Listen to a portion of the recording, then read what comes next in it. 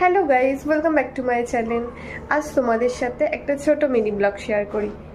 তো সকাল থেকে উঠেই স্নান ফান করে রেডি হয়ে গেছি এই জামা কাপড় পরে, এবং কোথায় যাব কি করবো আজ পুরো সারাদিনটা চলো দেখা যাক।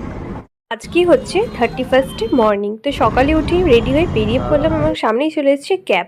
এবং দেখো এখানে কত লাইনের পর লাইন দাঁড়িয়ে আছে, ভাবলাম আমাদের লাইন কখন আসবে। তো এইভাবে দাঁড়িয়ে দাঁড়িয়ে আমরা টিকিট কেটে আলিপুর জুতে চলে গেলাম।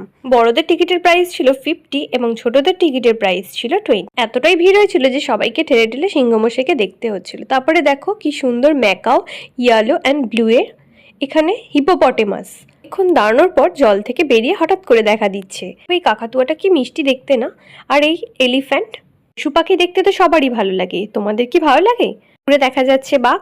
এবং আমরা বাড়ি থেকে রান্না করে নিয়ে গেছিলাম এবং বাড়ির জন্য কিনে এনেছিলাম এই ছোট্ট গিফটটা। তো ফোলাতেই পাচ্ছিলাম না, তাই ভাইকেই দিলাম।